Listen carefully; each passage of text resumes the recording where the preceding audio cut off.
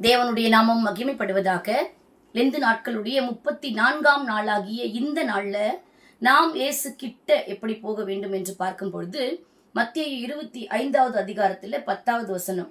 அப்படியே அவர்கள் வாங்க போன போது மணவாளன் வந்து விட்டார். ஆயத்தமாய் இருந்தவர்கள் அவரோடே கூட கல்யாண வீட்டுக்குள் பிரவேசித்தார்கள். கதவும் அடைக்கப்பட்டது.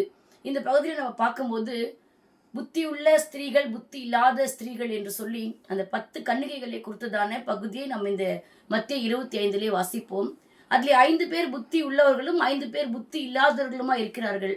அது ஏன் அந்த வார்த்தையை சொல்லி அந்த இடத்துல அவர்களை குறிப்பிடுகிறார்கள் என்றால், புத்தி உள்ளவர்கள் தங்கள் எண்ணெயையும் தங்களோடு கூட தீவெட்டிகளோடு கூட எண்ணெயை கொண்டு போனார்கள். ஆனால் புத்தி இல்லாதவர்கள் தீவட்டியை கொண்டு போனார்கள், ஆனால் எண்ணெயை கொண்டு போகவில்லை.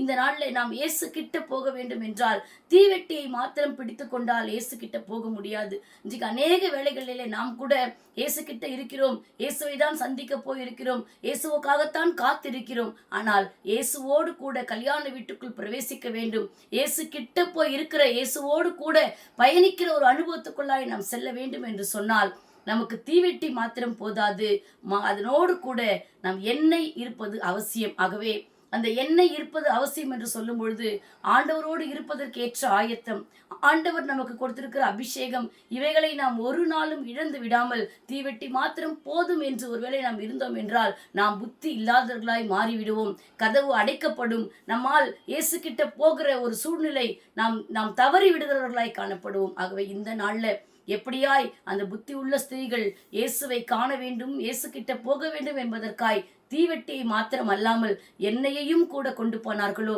அதுபோல நாமும் எப்பொழுதும் ஆயத்தம் உள்ளவர்களாய் இயேசு கிட்ட செல்ல வேண்டும் என்று சொன்னால் நம்மிடத்துல நம்முடைய அபிஷேகம் காக்கப்பட வேண்டும், எண்ணெய் நம்மோடு கூட இருக்க வேண்டும் என்ற அந்த ஒரு வாஞ்சையோட ஆயத்தத்தோடு கூட நாம இந்த நாள்ல ஆண்டவரிடத்துல செல்ல ஒப்பு கொடுத்து செபிக்கலாம். எங்களை நேசிக்கிற எங்கள் நல்ல தகப்பனே, இந்த நாள்ல புத்தியுள்ள இந்த 5 ஸ்திரீகளைப் போல நாங்கள் உங்க கிட்ட உம்மோடு கூட நாங்கள் ஆண்டவரே உறவாடும்படிக்கான அனுபவத்திற்குள் செல்ல, எங்களுடைய எண்ணெயை நாங்கள் எப்பொழுதும் காத்துக்கொள்ள எண்ணெயோடு ஆயத்தமாய் இருக்க கர்த்தர் எங்களை ஆசீர்வதித்து வழிநடத்த வேண்டுமாய் இயேசுவின் நாமத்தில் ஜெபிக்கிறோம் நல்ல பிதாவே, ஆமேன். கர்த்தர் தாமே உங்களை ஆசீர்வதிப்பாராக. ஆமேன்.